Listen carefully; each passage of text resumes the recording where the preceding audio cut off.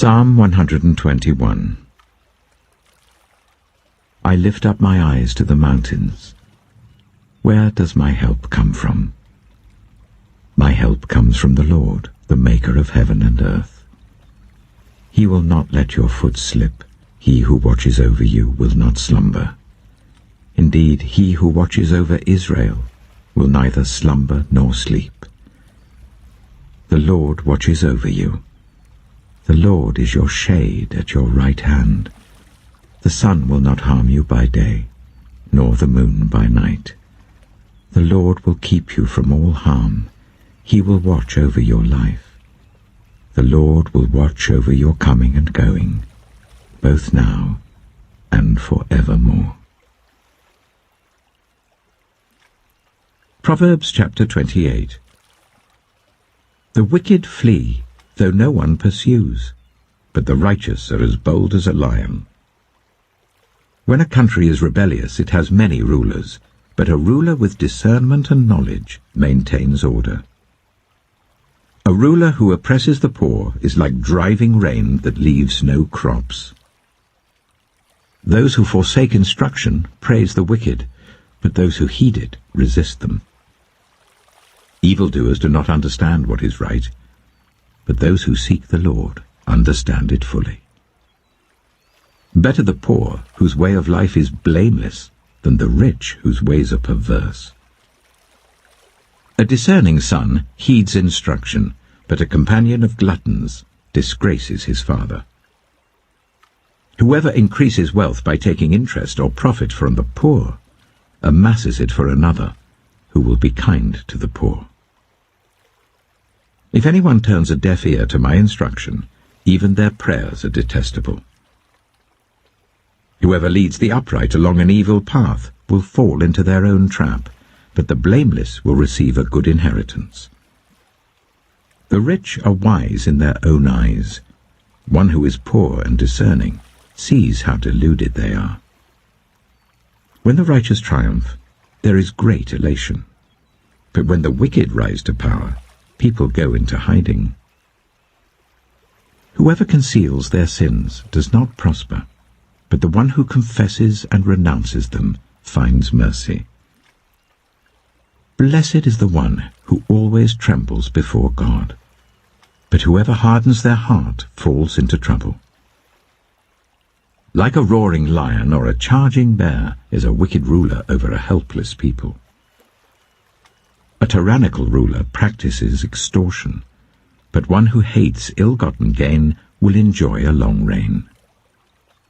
Anyone tormented by the guilt of murder will seek refuge in the grave. Let no one hold them back. The one whose way of life is blameless is kept safe, but the one whose ways are perverse will fall into the pit. Those who work their land will have abundant food, but those who chase fantasies will have their fill of poverty. A faithful person will be richly blessed, but one eager to get rich will not go unpunished.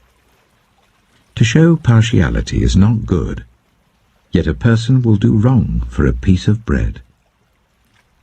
The stingy are eager to get rich, and are unaware that poverty awaits them. Whoever rebukes a person will in the end gain favor, rather than one who has a flattering tongue. Whoever robs their father or mother and says, "It's not wrong," is partner to one who destroys. The greedy stir up conflict, but those who trust in the Lord will prosper. Those who trust in themselves are fools, but those who walk in wisdom are kept safe. Those who give to the poor will lack nothing, but those who close their eyes to them receive many curses. When the wicked rise to power, people go into hiding, but when the wicked perish, the righteous thrive. Mark chapter 4.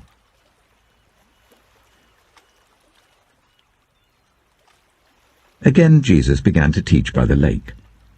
The crowd that gathered round him was so large that he got into a boat and sat in it out on the lake, while all the people were along the shore at the water's edge.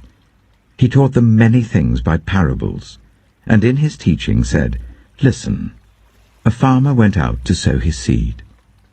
As he was scattering the seed, some fell along the path, and the birds came and ate it up.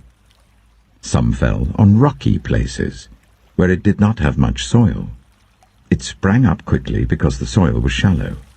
But when the sun came up, the plants were scorched, and they withered because they had no root. Other seed fell among thorns, which grew up and choked the plants, so that they did not bear grain. Still other seed fell on good soil. It came up, grew, and produced a crop, some multiplying 30, some 60, some 100 times. Then Jesus said, "Whoever has ears to hear, let them hear." When he was alone, the 12 and the others around him asked him about the parables. He told them, "The secret of the kingdom of God has been given to you, but to those on the outside, everything is said in parables, so that they may be ever seeing but never perceiving, and ever hearing but never understanding. Otherwise they might turn and be forgiven." Then Jesus said to them, "Don't you understand this parable? How then will you understand any parable? The farmer sows the word. Some people are like seed along the path, where the word is sown. As soon as they hear it, Satan comes and takes away the word that was sown in them. Others, like seed sown on rocky places, hear the word and at once receive it with joy. But since they have no root, they last only a short time. When trouble or persecution comes because of the word, they quickly fall away. Still others, like seed sown among thorns, hear the word, but the worries of this life, the deceitfulness of wealth, and the desires for other things come in and choke the word, making it unfruitful. Others, like seed sown on good soil, hear the word, accept it, and produce a crop, some 30, some 60, some 100 times what was sown." He said to them, "Do you bring in a lamp to put it under a bowl or a bed? Instead, don't you put it on its stand? For whatever is hidden is meant to be disclosed, and whatever is concealed is meant to be brought out into the open. If anyone has ears to hear, let them hear. Consider carefully what you hear," he continued. "With the measure you use, it will be measured to you, and even more. Whoever has will be given more. Whoever does not have, even what they have will be taken from them." He also said, "This is what the kingdom of God is like. A man scatters seed on the ground. Night and day, whether he sleeps or gets up, the seed sprouts and grows, though he does not know how. All by itself the soil produces corn, first the stalk, then the ear, then the full grain in the ear. As soon as the corn is ripe, he puts the sickle to it, because the harvest has come." Again he said, "What shall we say the kingdom of God is like? Or what parable shall we use to describe it? It is like a mustard seed, which is the smallest of all seeds on earth. Yet when planted, it grows and becomes the largest of all garden plants, with such big branches that the birds can perch in its shade." With many similar parables, Jesus spoke the word to them as much as they could understand. He didn't say anything to them without using a parable. But when he was alone with his own disciples, he explained everything. That day, when evening came, he said to his disciples, "Let us go over to the other side." Leaving the crowd behind, they took him along just as he was in the boat. There were also other boats with him. A furious squall came up, and the waves broke over the boat so that it was nearly swamped. Jesus was in the stern, sleeping on a cushion. The disciples woke him and said to him, "Teacher, don't you care if we drown?" He got up, rebuked the wind, and said to the waves, "Quiet, be still." Then the wind died down, and it was completely calm. He said to his disciples, "Why are you so afraid? Do you still have no faith?" They were terrified and asked each other, "Who is this Even the wind and the waves obey him.